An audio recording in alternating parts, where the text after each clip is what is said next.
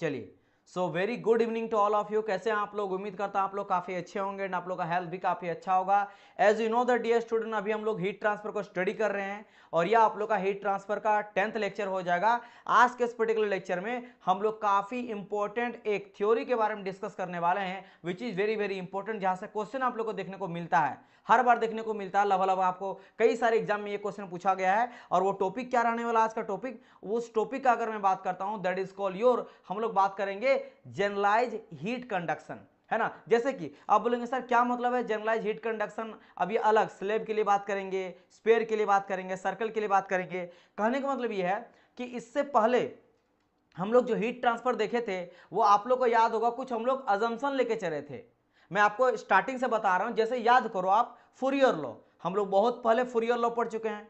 तो Fourier law में मैंने आपको क्या बताया था कि Fourier law of heat conduction, conduction के लिए जो आपका फूरियर लॉ यूज करते हैं उसमें कुछ अजम्पशन लेते हैं हम लोग। अजम्पशन क्या था, और हम लोग देखते थे फूरियर लॉ के लिए क्या हो जाता, Q X equal to minus K D T upon D x.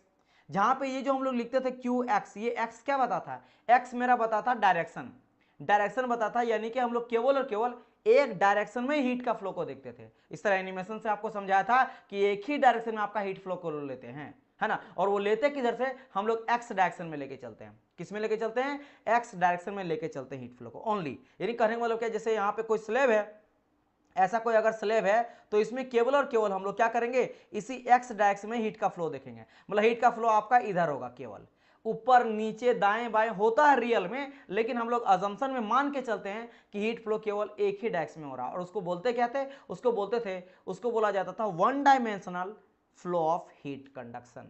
केवल एक ही डायरेक्शन में आपका हीट का फ्लो रहेगा, पहला अजम्पशन। सेकंड अजम्पशन क्या था कि स्टेडी स्टेट हीट ट्रांसफर लेते थे। मतलब जो मेरा हीट ट्रांसफर करेगा वो स्टेडी स्टेट, मतलब टाइम इंडिपेंडेंट, टाइम पे डिपेंड नहीं कर रहा है, किसी एक पॉइंट से अगर समथिंग मेरा मान लो 100 किलो जूल पर सेकंड मेरा हीट ट्रांसफर हो रहा है इस पॉइंट पे, और मैं 10 सेकंड के बाद देखता हूं, 1 घंटा बाद देखता हूं, 4 दिन बाद देखता हूं, तब भी ये 100 किलो जूल ही पास करेगा। यानी टाइम पे ये वेरी नहीं करता है, टाइम इंडिपेंडेंट होता है। दो अजम्पशन। तीसरा अजम्पशन हम लोग क्या देखे थे कि जो मेरा के होता है, यानी जो प्रॉपर्टी होता है वो कांस्टेंट रहता है। अच्छा, इसके अलावा और क्या देखे थे, हम लोग देखे थे नो हीट जनरेशन, किसी तरह का कोई भी हीट जनरेशन नहीं करेगा। जो मेरा मान लो यहां से जो भी हीट मुझे पास करना है, जो यहां से हीट मिला उसी को ये पास करेगा, लेकिन ये हीट जनरेट नहीं करेगा टाइम के साथ। कि मान लेते हैं यहाँ पे 100 किलो जूल है जिसको इस स्लैब के थ्रू से पार करके इधर आपका होगा, कंडक्शन कन्वेंशन थ्रू पार करेगा, तो टाइम के साथ ऑटोमेटिकली बढ़ के 100 से 120 किलो जूल हो गया, 150 किलो जूल हो गया, यानी 50 किलो जूल या 20 किलो जूल यहाँ पे जनरेशन हुआ। तो हीट जनरेशन में हम लोग नहीं लेते थे उसको, किस में लिए थे, आगे हम लोग बात किए थे फिन्स का। तो मैंने आपको बताया था ना फिन्स क्या होता है। फिन्स एक तरह से एक्सटेंडेड सरफेस होता है जो यूज किया जाता है हीट ट्रांसफर रेट को बढ़ाने के लिए, राइट राइट। और इसमें हम लोग कई जगहों पे यूज करते हैं, air cooler, refrigerator, compressor, automobile, radiator, electric motor. इसमें भी एक अजम्पशन था जिसमें कई सारा का हम लोग लिए थे, अलग अलग तरह का शेप। और इसमें भी हम लोग जब एनालिसिस किए थे हीट ट्रांसफर रेट, हम लोग फिन्स लगाने के बाद तो अलग अलग हम लोग लिए थे, रेक्टेंगुलर वगैरह, सर्कुलर वगैरह, पिन टाइप लिए थे, है ना, सिलेंड्रिकल लिए थे, ये सब में लिए थे। लेकिन हम लोग यहाँ पे भी अजम्पशन माने थे, फिन्स के थ्रू भी अगर हीट ट्रांसफरेट किया जाता तो कुछ अजम्पशन लिए थे। उसमें से भी आपका आपका वन डायमेंशनल फ्लो था, हीट फ्लो, जैसा हम लोग फूरियर लॉ में माने थे। इसमें भी मेरा स्टेडी स्टेट लिए थे जैसा फूरियर लॉ में था। देखो यहाँ पे भी आपका नो हीट जनरेशन, कोई भी हीट जनरेट ये नहीं करेगा, और होमोजीनियस और आइसोटोपिक मटेरियल लिए थे। नाउ अब इस बार हम लोग क्या देखने वाले हैं, क्योंकि this is your last lecture, है ना, लास्ट लेक्चर ऑफ कंडक्शन। हो सकता है कि आज मैं लेक्चर थोड़ा कम रखूं, है ना, कम रखूं, क्योंकि नोट्स प्रिपेयर थोड़ा नहीं हुआ है, जिसकी वजह से थोड़ा सा और एक लेक्चर हम लोग देखेंगे। लेकिन आज के बाद और एक जो लेक्चर आएगा ये लास्ट ही लेक्चर होने वाला कंडक्शन का। बेसिकली आज ही अगर 1.5 घंटा का लेक्चर लेते तो कंप्लीट आपका हो जाता, लेकिन नोट्स प्रिपेयर नहीं हो पाया था ड्यू टू सम इमरजेंसी की वजह से। क्लास थोड़ा सा और एक आएगा, लेकिन जान लो कि हम लोग एकदम कंडक्शन के लास्ट ये टॉपिक आपका है, लास्ट ही है। तो आज हम लोग क्या करेंगे, ये देखने वाले हैं कि अगर मेरा 1 डायमेंशनल नहीं रहा तो, अगर मेरा 2 डायमेंशनल रहा तो, अगर मेरा 3 डायमेंशनल रहा तो। इसमें हम लोग क्या कहते हैं, केवल एक एक्स, देखो यहाँ पे भी एक्स लिया गया है, ये ध्यान दे रहे हो अगर आप, एक्स, केवल एक्स डायरेक्शन में ही हीट का फ्लो देखते थे। लेकिन अगर मैं बोलूंगा सर एक्स ना देख के मैं वाई में भी देखूंगा, जेड में भी देखूंगा, ऑब्वियसली बात है जेड में भी हीट फ्लो करेगा, वाई में भी हीट फ्लो करेगा, एक्स में जो भी फ्लो करेगा, तब क्या होगा। उसी तरह से यहां पे हम लोग लेके चलते स्टडी स्टेट हीट ट्रांसफर, मतलब टाइम के साथ वेरी नहीं करेगा। अगर मैं यहाँ पे टाइम के साथ वेरी करवाता हूं तो कैसा इक्वेशन मेरा बनता है। मान लो स्लैब ले लेते हैं, रेक्टेंगुलर कोई ले लेते हैं, रेक्टेंगल स्लैब ले लेंगे, इनिशियली वही हम लोग लेके चलते थे। इनिशियल जब कंडक्शन भी देखे तो स्लैब ही लेके चलते थे हम लोग रेक्टेंगुलर, फिर भी लिए थे वो रेक्टेंगुलर लिए थे। तो इस कंडीशन में हम लोग रेक्टेंगुलर लेंगे कोई स्लैब, उसमें देखेंगे 1 डायमेंशनल के लिए भी, 2 डायमेंशनल के लिए, 1 तो देख लिए हैं, 2 और 3 के लिए देखेंगे। ज्यादा एक से अगर ज्यादा डायमेंशन रहा तो कैसा इक्वेशन बनता है। अगर मैं टाइम के साथ वेरी करता तो क्या बन सकता। यहां देखो नो हीट जनरेशन लिया गया था, हीट जनरेट नहीं हो रहा, अगर हीट जनरेशन होगा तब क्या इक्वेशन बनता वो भी देखेंगे। तो इन सब के बारे में डिस्कस करने वाले हैं, तो यही आपका स्टार्ट होता है। अब एक चीज जान लो, यहां पे आप बोलेंगे सर यहां पे क्या डेरिवेशन इंपॉर्टेंट है, नहीं, derivation is not important for you, है ना। मैं डायरेक्ट आपको यहां पे बताऊंगा कि हर एक डायरेक्शन का क्या फाइनल रिजल्ट आता है, वो चीज बताऊंगा, because derivation is not important for you. फिर बोलेंगे सर कुछ चीजें रटना पड़ेगा, वह मैं बहुत सारी चीज ऐसा बता दूंगा, ऐसा भी नहीं कि डायरेक्ट मैं बता दूंगा, कई सारी चीज हम लोग एक्सप्लेन करेंगे, लेकिन जो आपका फ्लो हीट ट्रांसफर रेट आएगा, है ना, हर एक डायरेक्शन का, वो मैं डायरेक्ट यहां पे लिखा हूं। तो देखो क्या लिखा गया है, जनरल हीट कंडक्शन, देखो अभी हम लोग कंडक्शन ही बात कर रहे हैं, इक्वेशन फॉर स्लैब, लेकिन फॉर 3D फ्लो के लिए। अभी हम लोग 1D फ्लो नहीं देख रहे, 1 डायमेंशनल फ्लो का बात नहीं कर रहे, 3 डायमेंशनल फ्लो का बात करें। जैसे कि अगर इस तरह का कोई भी इस तरह का स्लैब है, इस तरह का कोई स्लैब है जिसका देख सकते हो आपका अलग अलग डायरेक्शन है, इधर आपका एक्स डायरेक्शन है, इधर आप देख सकते हो वाई डायरेक्शन में है, इधर आपका जेड डायरेक्शन। तो अगर मेरा तीनों डायरेक्शन में हीट का फ्लो हो रहा है, इधर भी हीट जा रहा है, इधर भी हीट का फ्लो हो रहा है, इधर भी हीट का फ्लो हो रहा है, हर एक डायरेक्शन में हीट का फ्लो मुझे देखने को अगर मिल रहा है, तो मेरा क्या आएगा इक्वेशन, क्या आएगा इक्वेशन। अब देखो यहाँ का अगर आप डेरिवेशन देखना चाहते हो तो वही वाला सेम करेंगे, एक छोटा सा क्रॉस सेक्शन काटेंगे, है ना, जिसका थिकनेस हम लोग ले लेंगे इस तरह का, हम लोग इसको बोलेंगे, इसका थिकनेस या लेंथ बोलेंगे dx ले लेंगे। फिर इधर से जो भी मेरा हीट ट्रांसफर रेट होगा वो x डायरेक्शन में अगर लेंगे तो qx लेंगे। फिर इस थिकनेस की वजह से जो चेंज आएगा उसको हम लोग क्या लिखते हैं, qx प्लस dx लिखते हैं। और इस dx qx प्लस dx को टेलर एक्सपेंशन से, याद है टेलर से इक्वेशन आप लोगों को पता होगा, है ना, लेंथ के साथ कितना चेंज आता है उसके थ्रू करेंगे। फिर ये इस तरह से हम लोग वाई में भी निकालेंगे, जेड में भी निकालेंगे। तो इट्स वेरी लेंदी, और ये इंपॉर्टेंट आपके लिए नहीं है, सब्जेक्ट पॉइंट ऑफ व्यू से, एग्जाम पॉइंट ऑफ व्यू से derivation is not important for you. तो यहां से डायरेक्ट आ जाता है कि अगर मैं एकक डायरेक्शन की बात करता हूं तो पहला डायरेक्शन में डबल डिफरेंशिएशन, क्योंकि याद करो फिन में भी हम लोग डबल डिफरेंशिएशन यूज किए थे। अगर मैं आपको दिखाऊं, आप लोग को याद होगा डबल डिफरेंशिएशन हम लोग यूज किए थे। तो सेम चीज जान लो ना कि डायरेक्ट आपका आता है, एक सेकंड ना, ये क्या होता है, डायरेक्ट आप लोग को देखने को मिलेगा डबल डिफरेंशिएशन। तो अगर मैं बात करता हूं एक्स डायरेक्शन पे कि सर एक्स डायरेक्शन में हीट फ्लो मेरा कितना करेगा, तो ये क्या हो गया, बिकॉज कंडक्शन हो रहा तो थर्मल कंडक्टिविटी आएगा, उसका मटेरियल का प्रॉपर्टीज आएगा, है ना, मटेरियल का प्रॉपर्टी कुछ ना कुछ रहेगा, तो क्योंकि अलग अलग मटेरियल का अलग अलग प्रॉपर्टी रहेगा तो थर्मल कंडक्टिविटी आपका के है। फिर आ जाता है del square T upon del X square, ये आ जाता किसमें, ये बात करें एक्स डायरेक्शन के लिए, ये एक्स डायरेक्शन के लिए हो गया। अगर मैं वाई डायरेक्शन की बात करता हूं फिर से वही K into del square T upon del Y square. फिर आ जाता है यहाँ पे क्या, ये हो गया किसके लिए, y के लिए हो गया, y डायरेक्शन के लिए हो गया।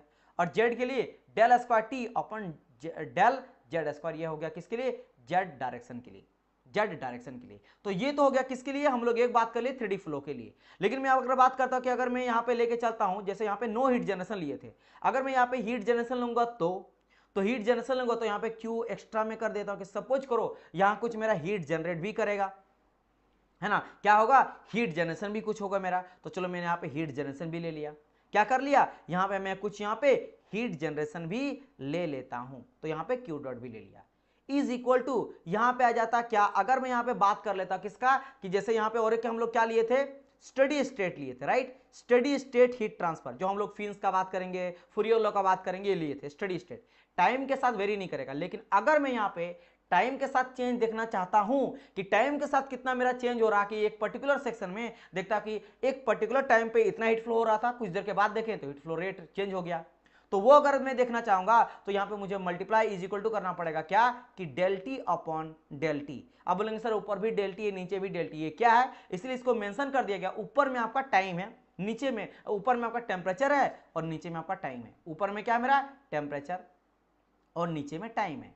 इट मींस ये क्या बता रहा है कि मेरा टाइम के रिस्पेक्ट में कितना टेम्परेचर मेरा घट रहा बढ़ रहा, क्योंकि जितना गर्म उतना हीट फ्लो करेगा, कंडक्टर है तो, है ना, उतना हीट फ्लो करेगा। अगर टाइम के साथ मतलब चेंज दिखा रहा है, ये टाइम के साथ वेरी बता रहा था, वही बात है, ये दिखा गया है change in temperature with respect to time, है ना, टाइम के साथ टेम्परेचर में कितना चेंज आ रहा वो चीज। अब ये जो चेंज है ये किसका बताएगा, हीट कैपेसिटी का, वो कितना गर्म है, कितना बॉडी बड़ा है, उसी के बेसिस पे तो ज्यादा हीट को फ्लो करेगा।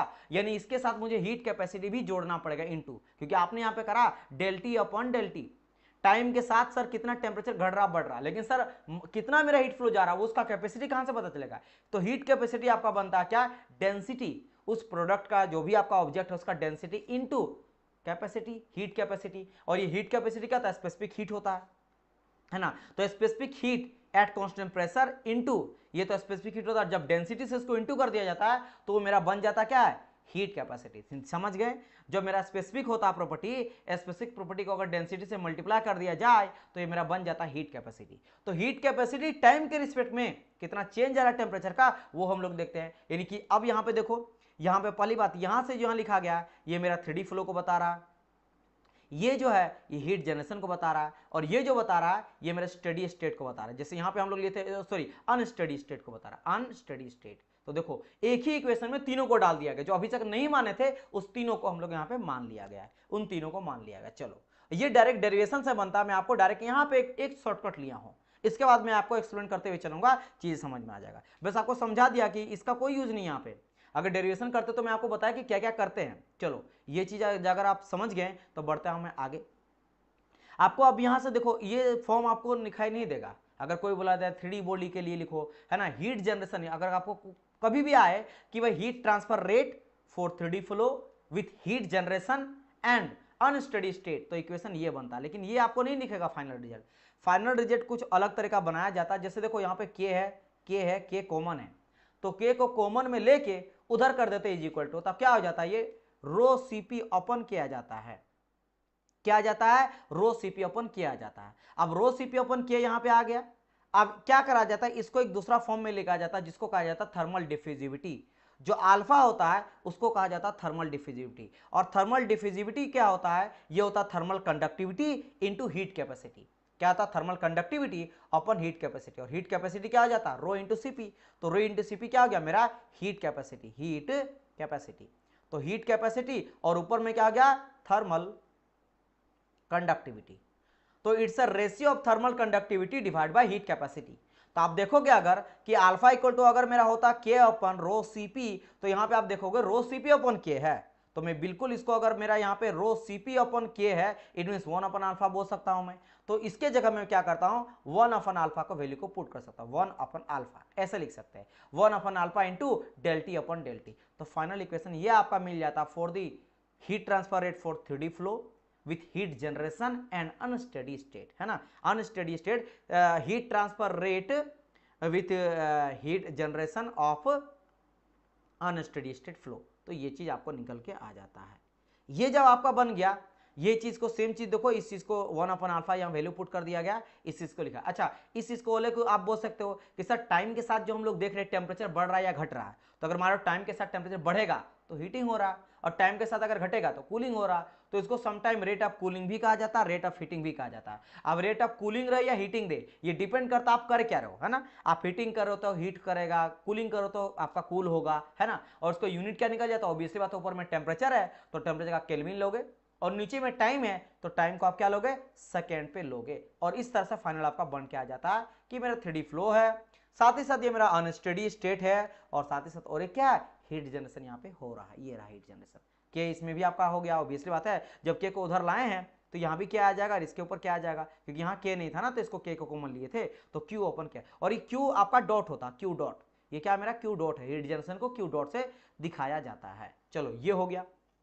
अब आपको अगर यहां से कोई भी अलग अलग स्टेट को लिखने बोल दिया जाए, जैसे कि मैं आपको बना बना के समझा रहा हूं, जैसे कि ये किसके लिए, पहले ये इक्वेशन समझो सर, ये मेरा 3D फ्लो के लिए है, 3D फ्लो के लिए, और किसके लिए सर, हीट जनरेशन यहां पे हो रहा है, हीट जनरेशन हो रहा है, और क्या हो रहा है यहां पे, अनस्टेडी स्टेट है, अनस्टेडी स्टेट है।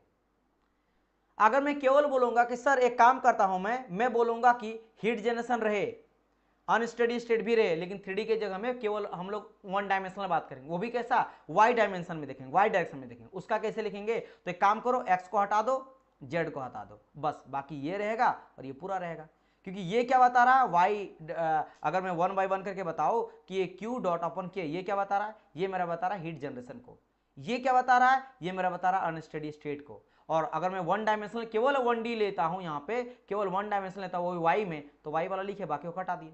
वही अगर एक्स कहा जाए कि वन डायमेंशनल हो रहा फ्लो एक्स में, लेकिन हीट जनरेशन भी हो रहा अनस्टेडी स्टेट है, तो एक्स वाला लेना, इन दोनों को कट कर लेना और बाकी ये को लिख देना, यहां से आपका हो गया। सेम चीज अगर जेड के साथ कहा जाए तो जेड वाला लिखना, इन दोनों को खत्म कर देना, और अगर कहा जाए हीट जनरेशन होना चाहिए, अनस्टेडी स्टेट होना चाहिए, तो ये तीनों को लिख देना। अगर यहाँ पे ये कहा जाए कि मेरा 3D फ्लो है, कैसा मेरा 3D फ्लो हो रहा है, बट नो हीट जनरेशन, क्या हो रहा है, no heat generation, no heat generation, no heat generation, but unsteady state लिखेंगे, अनस्टेडी स्टेट लिखेंगे, तो अनस्टेडी स्टेट है तो इसको लिखेंगे, हीट जनरेशन नहीं हो रहा तो इसको कट के हटा देंगे और बाकी ये पूरा का पूरा रहेगा। सिंपल सा लॉजिक है। लेकिन वही अगर बोलता हूं कि 3D फ्लो अभी भी मैं लूंगा, लेकिन इस बार मैं क्या करूंगा कि आपका हीट जनरेशन लूंगा, हीट जनरेशन लूंगा, लेकिन स्टेडी स्टेट लूंगा, तो इस केस में क्या करेंगे हम लोग बताइए। इस केस में तो देखो 1 बाय 1 सर 3D फ्लो है, तो 3D फ्लो है तो पूरा का पूरा सर ये वाला को लिखेंगे, फिर सर हीट जनरेशन भी हो रहा है ये भी लिखेंगे सर, और लेकिन स्टेडी स्टेट है यानी ये हो जाएगा पूरी तरह से इक्वल टू जीरो, तो जीरो के बराबर हो जाएगा। तो आराम से आप कर सकते हो। कोई अगर ये कहा जाए ओनली सर मेरा ये 3D फ्लो हो रहा है, no heat generation, no heat generation, generation and unsteady state, steady state, steady state लेते हैं, स्टडी स्टेट यानी स्टडी स्टेट भी है, ये भी जीरो, ये भी जीरो, तो ओनली क्या आ गया दिस वन, तो दिस इक्वल टू जीरो आ जाएगा, है ना। Del square upon del square T upon del X square plus del square T upon del Y square plus del square T upon del square equal to zero आ जाएगा इसके लिए, क्योंकि steady state zero, not generation zero. इस तरह से आप लोग को यहाँ पे लिखा गया है, समझ गए। क्योंकि देखो अगर स्टेडी स्टेट कहा जाए तो यानी कि del T upon T zero, तो अगर ये जीरो ऑब्वियसली बात है इसके साथ अल्फा जो होगा वो भी जीरो ही हो जाएगा, टाइम के साथ वेरी नहीं करा तो हीट कैपेसिटी का कोई मतलब ही नहीं रहा। समझ गए, समझ गए मेरी बात की नहीं, तो यही आपका बना, समझ गए, हीट कैपेसिटी से बना, जो कि थर्मल डिफ्यूजिविटी बता रहा था, क्या हीट कैपेसिटी नीचे में रहता है और ऊपर में था थर्मल कंडक्टिविटी। समझ गए मेरी बात की नहीं, तो उस चीज को यहाँ पे अलग अलग तरीके से लिखा गया। जैसे देखो ये जो लिख दिया गया ये किसके लिए लिखा, कोई बता पाएगा ये किसके लिए लिखा, कोई मेरे को बताओ कि ये जो इक्वेशन लिखा गया इस इक्वेशन को किसके लिए लिखा गया, आप मेरे को एक बार बताओ कि किसके लिए। 3D फ्लो हीट जनरेशन है या नहीं है, स्टेडी स्टेट या अनस्टेडी स्टेट है, ये मेरे को बताओ, आप लोग कमेंट करके बताओ कि ये किसके लिए लिखा गया है, फिर मैं आपको बताऊंगा किसके लिए लिखा गया। मैं थोड़ा देखता हूं कि आप लोगों को समझ में आया या नहीं है। इसी तरह से आपको पूछेगा, आपको अगर लगेगा कि सर यहाँ से क्वेश्चन कैसे बनता है, यही सब बनेगा, आपको ये दे देगा, ये क्वेश्चन दे देगा, ये दे देगा, ये देगा, और बोलेगा बताओ ये किसके लिए लिखा गया। तो चलो पहले इसके लिए बताओ, आप लोग देखते हैं, है ना। Sir 3rd generation heat generation हो रहा, ठीक है, और आगे और डियर, ठीक है, स्टडी स्टेट है, बिल्कुल करेक्ट है, हाँ यस। तो इसके लिए क्या आ जाएगा, पहली बात 3rd डायमेंशनल फ्लो है, 3D फ्लो है, हीट जनरेशन भी यहां हो रहा है, हीट जनरेशन भी यहां पे हो रहा है, दो चीज हो रहा है, और देखोगे जीरो कर दिया यानी ये पूरा जीरो, यानी किसके लिए हो जाता है, ये तो सर स्टडी स्टेट बोल दिया, स्टडी स्टेट, तो ये इसके लिए लिखा गया, clear, yes, steady state 3D flow heat generation, yes very nice, yes yes, study state भी है, बस बस बस इतना समझ गए, खेल खत्म आपका। अब देखो नीचे में जैसे लिखा गया है ये वाला चीज, तो इसकी किसके लिए पकड़ोगे सर, वन डायमेंशनल फ्लो, क्योंकि एक ही डायरेक्शन में दिखा रहा है ना, एक ही डायरेक्शन में दिखा रहा है एक्स में, तो वन डायमेंशनल। और sir steady state, steady state मतलब सर ये हो गया जीरो और ये भी जीरो, है ना। और यहाँ देखो स्टेडी स्टेट है, मतलब यहाँ पे हीट जनरेशन के बारे में बात करा गया है, तो यहाँ पे हीट जनरेशन भी हो रहा है, तो हीट जनरेशन यहाँ पे लिखा गया, हीट जनरेशन यहाँ लिखा गया, समझ गए मेरी बात की नहीं। तो यहाँ पे क्या आ जाएगा, one dimensional steady state with heat generation, यहाँ पे विथ लिखना, with heat generation, with heat generation, इसमें प्लस आप हीट जनरेशन कर देना, समझ गए। हाँ विदाउट हीट जनरेशन अगर लिखेंगे इसको, देखो अब यहाँ पे लिखा गया है, ये मैं छोड़ दिया हूँ वाई विदाउट हीट जनरेशन। अब देखो वन डायमेंशनल फ्लो, तो बिल्कुल वन डायमेंशनल फ्लो है, स्टेडी स्टेट बोल दिया गया, स्टेडी स्टेट मतलब ये वाला तो जीरो हो गया सर, 1D मतलब ये भी दोनों को हटा दो, कोई भी एक ले लेना, एक्स को लिया गया, एक्स को लिया गया, फिर क्या क्या आ गया, steady state without heat generation यानी ये भी जीरो, तो बचा ओनली क्या बचा दिस वन, तो this one equal to zero. तो प्लीज इसमें आप ये ऐड कर लेना, यहाँ ऊपर वाले में विदाउट हीट जनरेशन, इसमें ये देखो सॉरी विथ हीट जनरेशन, क्योंकि हीट जनरेशन यहाँ पे दिया गया है, इस वाले का मैं बात कर रहा हूँ, इस वाले की बात कर, यहाँ पे हीट जनरेशन दिया गया है। सिमिलरली और देखो जैसे ये इक्वेशन लिखा गया है, तो हम लोग अपने बनाएंगे, सर एक्स है तो वन डायमेंशनल फ्लो, ठीक है, फिर यहाँ पे क्यू यानी सर यहाँ भी आपका हीट जनरेशन दिया गया है, तो ये छोड़ दिया गया है, हीट जनरेशन भी है यहाँ पे, और साथ साथ यहाँ पे सर अनस्टेडी स्टेट देखो यहाँ पे दिया गया है, यानी ये किसका बात कर रहा है, अनस्टेडी स्टेट का बात कर रहा है, क्लियर। और लास्ट लास्ट ये जो कहा गया इसका मतलब क्या सर, वन डायमेंशनल है, बट यहाँ पे कैसा बताओ तो हीट जनरेशन नहीं, विदाउट हीट जनरेशन है, तो कोई हीट जनरेशन यहाँ पर नहीं है, कि देखो यहाँ पे क्यू बाई जो आपका क्यू डॉट बाई के है ये आपका जीरो है ना, समझ गए। बाकी यहाँ स्टडी अनस्टडी स्टेट है, तो बस इस तरह से आप लोग को लिखने के आया जाएगा और बोला जाएगा, समझ गए। चलिए, तो अगर आप इतना चीजें समझ गए होंगे तो अब बढ़ते थोड़ा सा हम लोग आगे और कुछ और चीजों के बारे में डिस्कस करते हैं, क्लियर। चलिए देखिए, यहां तक एक बारी बोलिए, क्या ये चीज समझ में आ गया आप लोग को, यहां तक क्लियर है।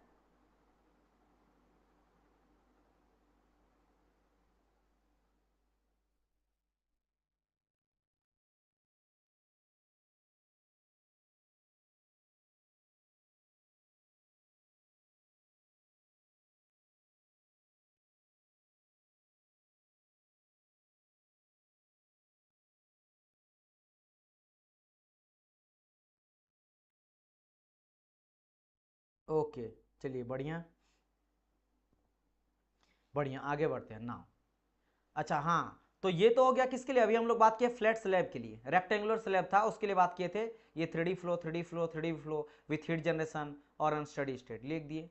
अगर यही चीज आपको सिलेंड्रिकल के लिए बोला जाए तो आप कैसे लिखोगे, तो सिलेंड्रिकल के लिए देखो यहाँ पे बस चेंज क्या आ जाता ना, यहाँ जो एक्स लेते थे डायरेक्शन लेके चले थे, या एक्स ने रेडियस होगा, पता क्यों, क्योंकि स्लैब जब बात करते हैं, जब भी हम लोग इस तरह का स्लैब लेते थे तो एक्स डायरेक्शन में आपका हीट का फ्लो होता था, लेकिन जब लोग सिलेंडर लेते थे, आप लोगों को याद होगा सिलेंडर के केस में क्या होता था कि अलोंग रेडियस, जो ये रेडियस है ना, रेडियस के अलोंग मेरा हीट ट्रांसफर होता था, आप लोगों को याद होगा रेडियस के अलोंग हीट ट्रांसफर होता था, है ना, रेडियस के अलोंग, जैसे गोला है तो ऐसे आपका चारों तरफ से जाएगा, अलोंग रेडियस के अलोंग हीट ट्रांसफर होता था। यहाँ पे बस क्या आ जाएगा आपका जो डेल, जैसे यहाँ पे देखो del square T upon del S square है, यहाँ पे आपका क्या आ जाएगा डेल, डेल लेंगे लेकिन नीचे में आर लेंगे, रेडियस लेंगे, ये सिलेंडर का रेडियस है, और 1/r से इसको मल्टीप्लाई भी करा जाता है, तो इसको फॉर्म में लिखा जाता है, ये भी डेरिवेशन से आ जाता 1/r del upon del are, और फिर ये r इंटू करते हैं del T upon del R plus, ये तो बाकी सेम रहा यहाँ का हीट जनरेशन, और अनस्टेडी स्टेट के लिए ये लिखे चलते हैं। अच्छा,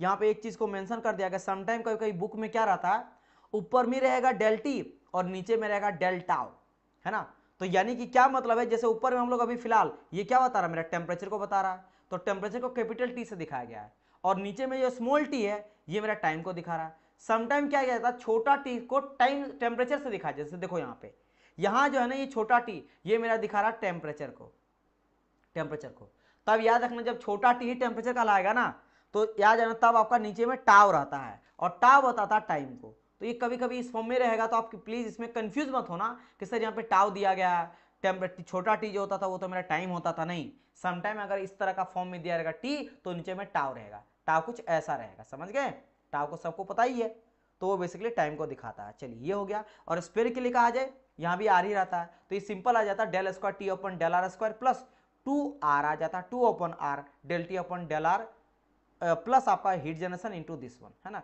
तो स्पेयर के लिए अलग डेरिवेशन होता है, पूरा आ जाता है, इसीलिए इस तरह का आपको इक्वेशन देखने को मिलता है। तो ये कुछ चीजें हैं, देखो कुछ चीजें जो आपको रटना पड़ेगा, है ना, क्योंकि और बाय द वे मैं आपको बता देता हूँ ये दोनों कहाँ पूछा जाता है, अगर आपको नहीं भी याद रहता कोई दिक्कत नहीं है, because these are favourite for EC engineering service examination और गेट, तो अगर गेट के लिए जाता है तभी ये पूछा जाएगा, इसका डेरिवेशन पूछा जाता है, ये फॉर्मूला भी पूछा जाता है, अदरवाइज आपको जो पूछा जाता है ना, ये सब जो मैंने बताया ना ये बहुत इंपॉर्टेंट, यहां से लेकर यहां तक ये सब पूछा जाएगा, है ना। और अगर आपको ज्यादा से ज्यादा अगर पूछा जाए, जो कि नहीं पूछा जाता बहुत कम के चांस, में बता दिया कि अगर जब पूरा बता दिए तो थोड़ा इसके बारे में बता देते हैं, अगर पूछा जाएगा डायरेक्ट फॉर्मूला ही पूछा जाएगा, अदरवाइज नहीं पूछा जाएगा। फिर बोलेगा स्फीयर का ये फॉर्मूला बताइए ये क्या है ना, स्फीयर का, या फिर आपको कहा जाए कि स्फेरिकल आपका हीट ट्रांसफर रेट बता दीजिए 3D फ्लो के लिए with heat generation and steady state, इस तरह से कुछ बोलेगा तो आपको पता होना चाहिए। चलिए इतना चीज हो गया। नाउ अब हम लोग बात करेंगे किसके बारे में, थर्मल डिफ्यूजिविटी के बारे में, है ना, किसके बारे में बात करेंगे डियर स्टूडेंट, थर्मल डिफ्यूजिविटी। आखिर मेरा थर्मल डिफ्यूजिविटी क्या होता है, चलिए इसके बारे में थोड़ा समझते हैं और जानते हैं थर्मल डिफ्यूजिविटी क्या कहता है। देखो एक लाइन में अगर मैं बात करता हूं तो जो मेरा थर्मल डिफ्यूजिविटी होता है ये एक थर्मोफिजिकल प्रॉपर्टी होता है, क्या होता है मेरा, थर्मो फिजिकल प्रॉपर्टी। सर मेरा थर्मो फिजिकल प्रॉपर्टी क्या होता है? भाई साहब फिजिकल क्या होता है? फिजिकल जो फिजिकल अपीयरेंस से दिखाए, है ना। थर्म मीन्स तो हीट होता है, थर्मो मीन्स हीट होता है, और फिजिकल मीन्स क्या होता है? जो फिजिकल अपीयरेंस से, है ना, उसको कोई प्रॉपर्टी को दिखा रहा है, जिसका उसका कलर देख पा रहे हो, उसका हाइट देख रहे हो, विड्थ देख रहे हो, ये सभी देख रहे हो, है ना। इसके अलावा उसका मैं डायमेंशन देख पा रहा हूँ, समझ गए मेरी बात की नहीं? वो उसका आप देख रहे हो कि किस स्टेट में है, ये सब अगर दिखा रहा है तो फिजिकल प्रॉपर्टी कहलाता है। जिसको अपने जो सेंस ऑर्गन है ना, सिक्स जो ऑर्गन है, आंख से देख पा रहे हो, फील कर पा रहे हो, समझ गए मेरी बात की नहीं, है ना। ये सब चीजें होता फिजिकल। थर्मोफिजिकल जब आ गया, इट मीन्स फिजिकल में भी थर्मल का बात कीजिए, हीट का बात, यानी कि थर्मोफिजिकल प्रॉपर्टी मेरा ऐसा फिजिकल प्रॉपर्टी है जो मेरा हीट ट्रांसफर कितना वो कर पा रहा है या नहीं कर पा रहा है। या दूसरा टर्म में अगर बोलेंगे कि उसके मटेरियल का कितना, कैसा उसका एबिलिटी है कि वो अपने अंदर हीट को, समझो मेरी बात, उस मटेरियल का ऐसा प्रॉपर्टी जो अपने अंदर हीट को वो क्या बना के रख रहा है, यानी कि बचा के रख पा रहा है ना, उसको झेलने का क्षमता है, या फिर उसको झेलने की क्षमता नहीं है तो उसको पास ऑन कर दे रहा है। एबिलिटी नहीं है उसको रेजिस्ट करने का, उसको रखने का एबिलिटी नहीं है। जैसे कि अगर मैं बोलूंगा कि अगर आपके पास कोई दायित्व दिया जाता है कि भाई आपका ये रिस्पॉन्सिबिलिटी है कि आप घर को संभालो, एक दिन के लिए आपको कहा जाए आज के टाइम पे कि बेटा मेरा तबीयत खराब है, मैं कहीं बाहर जा रहा हूं, तुम घर का ध्यान रखना। अब ऐसा तो है नहीं, इसका मतलब ये रहे आप क्रिकेट खेलने चल गए, या मूवी देखने चल गए, या दोस्तों के साथ घूमने चल गए। इसका मतलब ये है कि अगर पापा कहीं जा रहे कुछ इमरजेंसी काम से, तो जो भी बहन है, अब बच्चियां हैं, और कोई है, बुजुर्ग है कोई, उन सबका देखरेख करना, हर एक चीज का देखरेख करना, यानी आप एक गार्जियन की तरह है। आप अगर उस चीज को कर पाते हो तभी ठीक है, नहीं तो आप क्या करते हो? पास ऑन कर देते हो किसी और को, नहीं नहीं मेरे से ये नहीं हो पाएगा, मेरे से चीज नहीं हो पाएगा, यानी आपके अंदर वो एबिलिटी नहीं है कि उस चीज को कर पाओ, उस जो प्रॉपर्टी है उसको झेल पाओ। तो उसको रखने का अगर प्रॉपर्टी रहता है तो उसको अच्छी बात रहता है, अगर नहीं हो पाता तो उसको पास ऑन कर पाता, सिंपल सा लॉजिक है। तो यही उसी को कहते हैं थर्मल डिफ्यूजिविटी। तो ये क्या होता है? ऐसा प्रॉपर्टी होता है जो हीट को पास ऑन कर देता है, हीट को पास ऑन कर देता है। तो जिसको हीट को पास ऑन कर देता है उस प्रॉपर्टी को हम लोग एक नाम से जानते हैं, जिसको कहा जाता है क्या? थर्मल कंडक्टिविटी के, जिसको दिखा जाता है के से, कि वैसा प्रॉपर्टी जो अगर वो रख नहीं सकता हीट को, वो पास ऑन कर देगा किसी और को, उसको कहा जाता है थर्मल कंडक्टिविटी।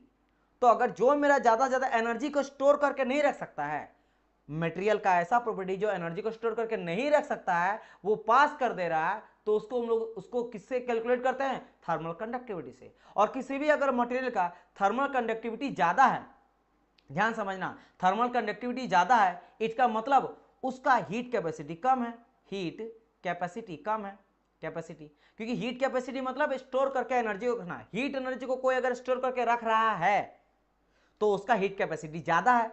लेकिन अगर वो नहीं रख पा रहा है, जिसको कैलकुलेट करता है थर्मल कंडक्टिविटी से, पास कर दे रहा है, इट मींस का मतलब क्या है? उसका थर्मल कैपेसिटी जो है वो कम है ना।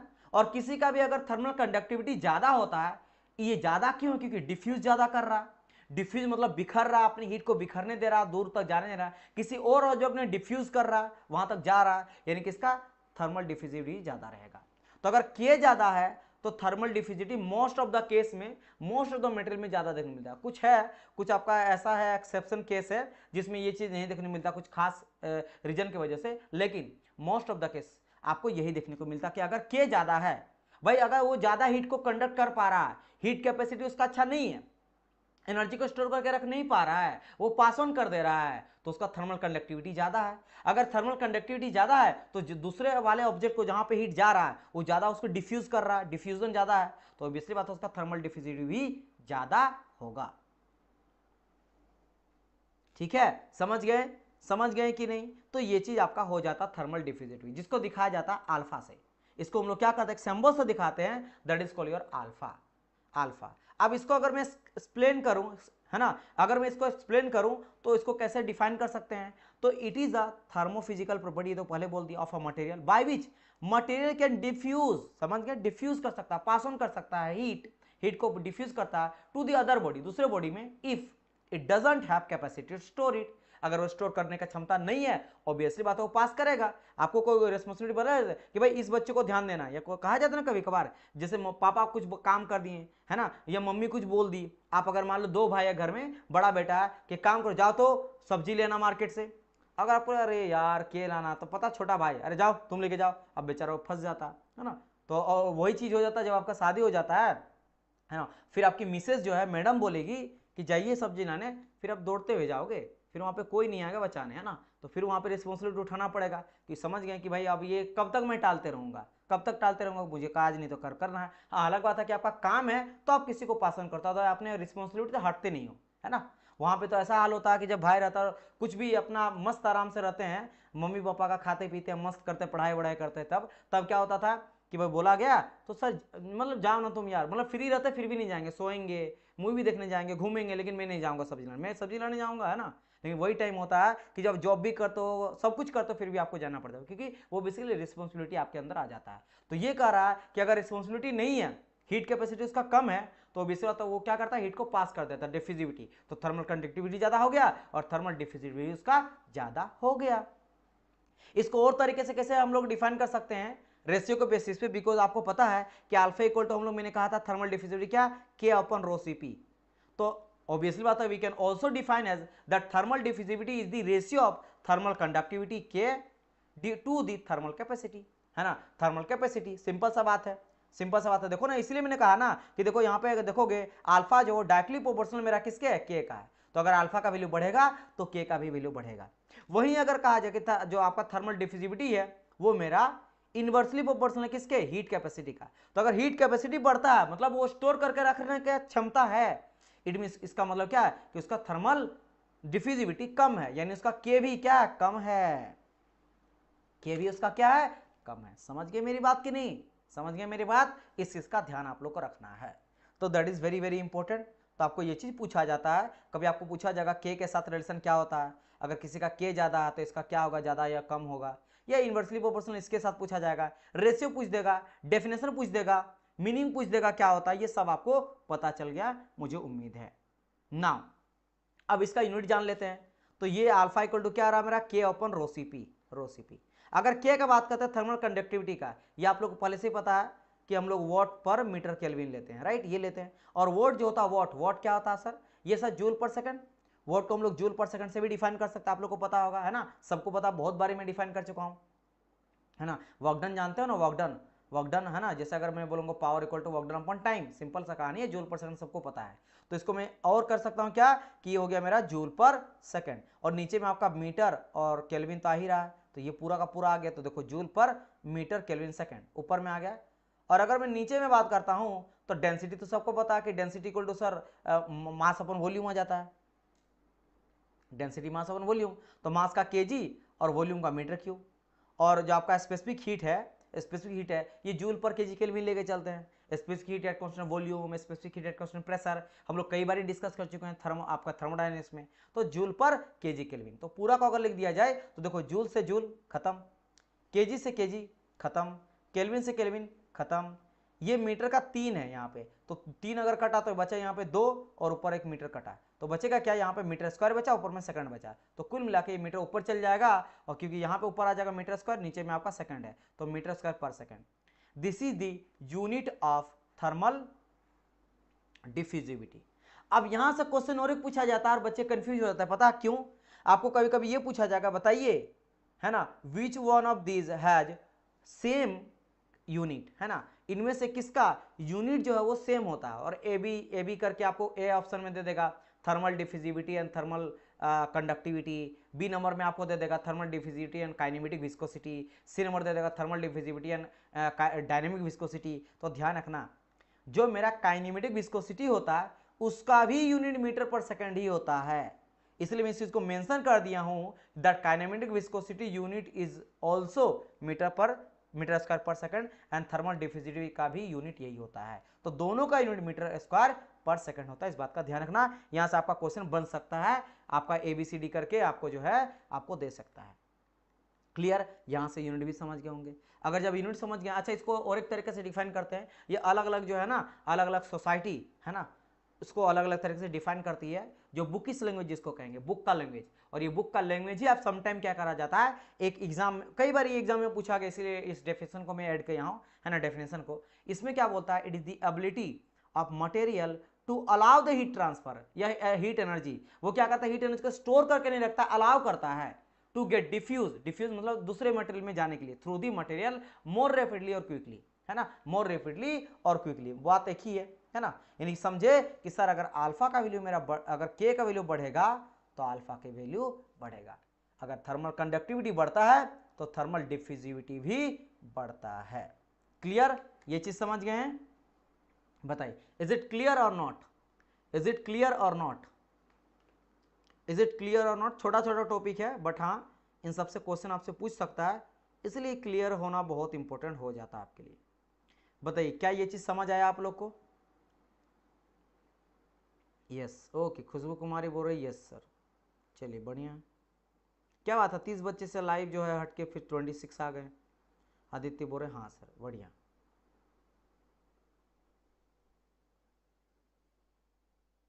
क्लियर है, ओके नाइस।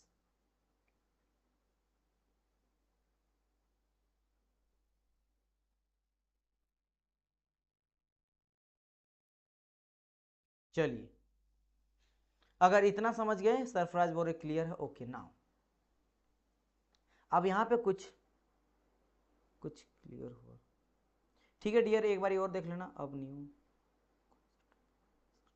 अभी एक सेकंड, अभी इसके बारे में कुछ मैं आपको और बताऊंगा, डोंट वरी, अभी टॉपिक क्लियर पूरी नहीं हुआ है ना। अब देखो, जब इतना समझ गए, कुछ यहाँ पे होता ना, हमेशा कुछ ना कुछ एक्सेप्शन केस देखने को मिलता है, जो चीज़ को वॉयलेट कर देता है ना, उसको नहीं लागू होता है। यहाँ भी है। अब यहाँ पे क्या जाता है कि जैसा अगर मैं बात करूँगा के thermal conductivity of liquid, thermal conductivity जो होता है हीट को ट्रांसफर करता है लिक्विड में ज़्यादा, इनके सब गैस से ज़्यादा करता है थर्मल कंडक्टिविटी। तो अगर के लिक्विड का ज़्यादा है, इट मीन्स अल्फा जो रहेगा ये मेरा लिक्विड का ज़्यादा होना चाहिए। जैसे अगर लिक्विड में मान लेता वाटर को, मेरा वाटर क्या है, लिक्विड ही होता है, और गैस क्या होता है, एयर होता है।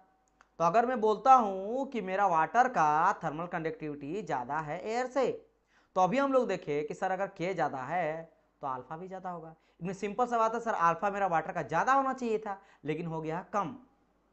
एयर का ज़्यादा हो जाता है मेरा थर्मल डिफ्यूजिविटी, मतलब एयर के थ्रू जो हीट ट्रांसफर होता है ना, एनर्जी, हीट एनर्जी, वो ज़्यादा डिफ्यूज कर सकता है, ज़्यादा डिफ्यूज कर सकता है। लेकिन हाँ, इसका थर्मल कंडक्टिविटी फिर कम होता है। आप बोलेंगे सर ये कुछ समझ नहीं आया बात, ये एक्सेप्शन है, अधिकतर में नहीं देखा जाता, कुछ इसी में देखा जाता है। ऐसा क्यों?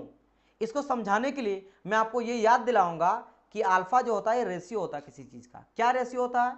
तो रेशियो हो जाता है मेरा thermal conductivity and heat capacity होता है, राइट।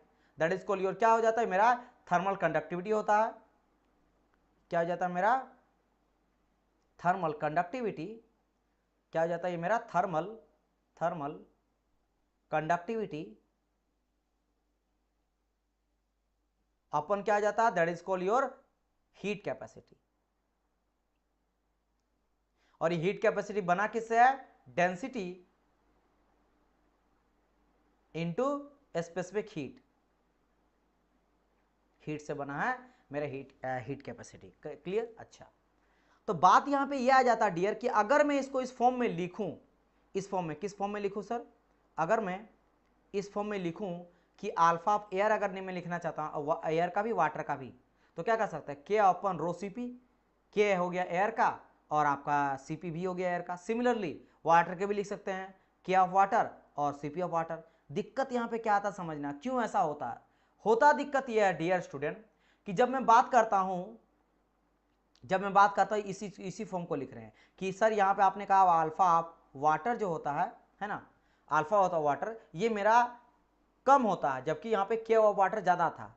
किससे? मेरा अल्फा ऑफ, या फिर एक काम करते हैं, पहले हम लोग लेते हैं के फॉर्म में समझाते हैं कि के of water is greater than के ऑफ एयर, के ऑफ एयर। देखो, जब मैं यहां पे बात करा कि अल्फा इक्वल टू होता के अपन रो सीपी, तो होता क्या है ना डियर, होता क्या है ना कि इसका जो भी वैल्यू रहता है, के का वैल्यू रहता है ना, जैसे यहां पे देखो समझा गया है, के का वैल्यू जो एयर का रहता है उससे ज्यादा मानते हैं कि तो मेरा थर्मल कंडक्टिविटी है, लेकिन जो रो सीपी होता है ना ये कई गुना ज्यादा होता है। ध्यान से समझना इस बात को, इस बात में बहुत सारे बच्चे कंफ्यूज होते हैं। सिंपल सा लॉजिक ये है कि सर ये मैं बात तो बिल्कुल बोल रहा हूं कि हाँ ये लागू होता है, वाटर का थर्मल कंडक्टिविटी ज्यादा होता है, लेकिन अल्फा जो बोलेंगे अल्फा के अपन रो सीपी भी तो होता है, सिर्फ के ही डिपेंड थोड़ा ना करता के पे, समझ गए। यहां जो मैं बोल रहा हूं कि के बढ़ने के साथ साथ ये भी बढ़ रहा है, ये केवल के पे डिपेंड कर रहा है, लेकिन ये जो आपका अल्फा है ये केवल के पे डिपेंड थोड़ा ना करता है, ये रो से पे डिपेंड करता है, ये भी तो ज्यादा होना चाहिए, ये भी तो ज्यादा होना चाहिए। तो वही बात आ जाता है यहाँ पे कि यहाँ का जो रोसिपी होता है किसका, वाटर का, वो ज्यादा है, लेकिन ये बहुत ज्यादा होता, बहुत ज्यादा। अब बोलेंगे सर इससे फर्क क्या पड़ेगा, इससे फर्क के लिए आपको एग्जांपल के रूप में समझा दिया गया। देखो एग्जांपल का कतई मतलब ये आप लोग मत समझ लेना कि यहाँ पे जो लिखा गया है ना यही वैल्यू होता है, एयर का थर्मल कंडक्टिविटी 2 और वाटर का थर्मल कंडक्टिविटी 3 और एयर का हो जाता है 0.5। नहीं, ये बस एग्जाम्पल के तौर पर समझाया गया है। देखो क्या समझा गया कि के ऑफ एयर से थर्मल कंडक्टिविटी वाटर का ज्यादा होता है, तो इसका मैं 2 ले लिया हूं और वाटर का 3 ले लिया हूं, ज्यादा है। लेकिन जो हीट कैपेसिटी होता है, मतलब कि अपने अंदर हीट एनर्जी को स्टोर करके रखने का, वाटर में ज्यादा होता है। वाटर एक मैं आपको बता रहा हूं, हवा जो होता है ना, ये हवा गर्मी आया और जैसे कोई पंखा चलाए वो तुरंत गर्मी लग रहा तुरंत ठंडा हो जाता है। ये आप देखे होंगे, आपको अगर बहुत गर्मी लग रहा, बहुत गर्मी भीषण गर्मी लग रहा है ना, एकदम जल रहे हो, आप पंखा पास तुरंत गए तुरंत ठंडा हो गए, एसी में तुरंत गए। पानी में ऐसा नहीं होता है। पानी अगर आपका गर्म है ना, तो आप अगर सोचोगे कि कहीं ले गए हवा में तो तुरंत ठंडा हो जाएगा, तुरंत नहीं होता, टाइम लेता है। अगर आप पानी भी डालते हो ठंडा पानी तो थोड़ा टाइम लेता है वो, तब जाकर ठंडा होता है। यानी कि हीट कैपेसिटी उसका ज्यादा होता है, हीट कैपेसिटी इससे कई ज्यादा होता है, बहुत ज्यादा था, बहुत ज्यादा, बहुत ज्यादा, बहुत ज्यादा। मतलब कि यहां पे जो हम लोग के ऑफ एयर और के ऑफ सीपी ऑफ एयर ले रहे हैं और यहाँ पे के ऑफ वाटर और सीपी ऑफ वाटर ले रहे हैं, इसका वैल्यू नीचे वाला का वैल्यू ज्यादा हो जाता है इसके कंपेयर में। इसीलिए देखो अगर मान लेते हैं इसका 0.5 है नीचे का, यानी हीट कैपेसिटी ऑफ एयर 0.5, तो वाटर का जो हीट कैपेसिटी होगा वो इससे कई गुना ज्यादा, मान लेते हैं 4 गुना ज्यादा, यानी कि 2 हो जाएगा। अब इससे फर्क क्या पड़ेगा, इससे फर्क ये पड़ेगा कि देखो भले मेरा ऊपर में देखो ये वैल्यू कम है, ऊपर में कम था ना, देखो ऊपर में कम है, के ऑफ एयर कम है, के कम था, लेकिन 0.5 आया ना, तो 0.5 अगर आप करते हो तो इसका वैल्यू कुल मिला के ये पूरा आ जाता है मेरा 4। समझो कम था लेकिन ज्यादा हो गया, और यहाँ 3 था लेकिन इतना कम है नीचे में कि डिवाइड करने के बाद केवल 1.5 बच गया। तो ऊपर में देखो ये ज्यादा था लेकिन कम वैल्यू हो गया, और ये कम था 2 लेकिन ज्यादा हो गया। समझ गए? इसीलिए क्या हो जाता है कि इसका वैल्यू मेरा होता तो ज्यादा है लेकिन अल्फा का वैल्यू हो जाता कम। क्यों? क्योंकि हीट कैपेसिटी जो होता है इसका बहुत कम होता है और एयर का जो हीट कैपेसिटी होता है वो बहुत ज्यादा होता है। इसके वजह से थर्मल कंडक्टिविटी ज्यादा होने के बावजूद भी इसका जो थर्मल डिफ्यूजिविटी होता है वो क्या हो जाता है, कम हो जाता है, कम हो जाता है। किसका? वाटर का। वाटर का थर्मल कंडक्टिविटी ज्यादा होने के बावजूद भी हीट कैपेसिटी बहुत कम होता है, उसके वजह से इसका जो अल्फा का वैल्यू होता है वो कम हो जाता है। इसी आप ऐसे समझ सकते हो कि वाटर का थर्मल कंडक्टिविटी बहुत ज्यादा है, ये जल्दी जल्दी क्या कर रहा है, हीट को पास कर लेता है। क्यों पास कर देता है? इसलिए क्योंकि इसका थर्मल कंडक्टिविटी ज्यादा है और हीट कैपेसिटी बहुत कम है। लेकिन अगर मैं वाटर का बात कर लेता हूं, है ना, अगर मतलब एक सेकंड में उल्टा बोल दिया, है ना, एयर का अगर बोलता हूं कि एयर का थर्मल कंडक्टिविटी बहुत कम है, धीरे धीरे हीट कैपेसिटी क्या कर रहा है, हीट को जा रहा है, लेकिन ये बहुत कम स्टोर करके रखता है, बहुत कम स्टोर करके रखता है। इसकी वजह से जल्दी मेरा हीट को चल गया, भले कम है, भले कम है। या आप और तो देखो मैं हजारों एग्जांपल समझा सकता हूं, मुझे उम्मीद है समझ गए होंगे। ऐसे समझ लेना कि इसको काम करना है ना, इसको मान लो 10 पेन को बेचना है, 10 पेन को बेचना मात्र, है ना, 10 पेन को बेचना। और इसको मान लेते हैं कि इसको मान लेते हैं कि 20 कैसे मैं बोलूं कि चलो 10 पेन को ही इसको भी बेचना है, लेकिन ये क्या करता है, 10 पेन, एक पेन का कीमत रखता है 1 रुपया, एक पेन का कीमत रखता है 5 रुपया। इसको ज्यादा प्रॉफिट होगा इस वाले को, वाटर को, है ना, ज्यादा होगा, लेकिन ये ना बहुत जल्दी फास्ट बेच रहा है क्योंकि इसके अंदर स्टोर कम रहता है। स्टोर मतलब यहाँ पे मांग बहुत ज्यादा है, ये डिमांड है, इसका डिमांड बहुत ज्यादा है, डिमांड बहुत ज्यादा है। तो हो सकता है इसका ना, ये जो मेरा 1 घंटा में ये 10 पेन को बेचेगा, ये तब तक आधे घंटा में 50 पेन को बेच के 50 रुपए का प्रॉफिट कर लेता है क्योंकि बहुत ज्यादा बेचा। और ये 5 रुपया प्रॉफिट कमा रहा है, लेकिन ये हो सकता है कि ये 10 ही ना बेच पाए, 10 ही को बेचने में हालत खराब हो जाए क्योंकि हीट कैपेसिटी इनकी डिमांड कम है, बहुत कैपेसिटी, बहुत स्टोर कर, बहुत ही मतलब दुकान में पड़ा हुआ तो बड़ा हुआ सामान है, कोई खरीद ही नहीं रहा, लेकिन इसका दुकान में रहता ही नहीं है, स्टोर ही नहीं रहता, फट से आपका क्या हो जाता है, बेचा जाता है, जबकि कम है तब भी। हीट आपका क्या होता है, कंडक्टिविटी कम है तब भी, पैसा कम है तब भी। इस तरह से समझ सकते हो। बताइए ये चीज क्लियर हो गया? इसीलिए क्या हो जाता है कि एयर का मेरा जो थर्मल आपका डिफ्यूजिविटी होता है वो ज्यादा होता है than the water. That's it, that's it. तो दिस इज फॉर एग्जांपल के लिए समझा गया। ये कभी भी कभी कंफ्यूजन हो जाए, आपको भूल जाओ, तो ये एग्जांपल इसीलिए मैं लिख के इसको हाईलाइट कर दिया, दिस इज फॉर एग्जांपल। ये प्लीज मत मान लेना आप लोग कि एयर का हीट कैपेसिटी इतना है इतना है, रट मत लेना क्योंकि वो अलग होता है। चलिए बताइए क्या ये चीज आप लोग को समझ में आया या नहीं आया? क्लियर हुआ?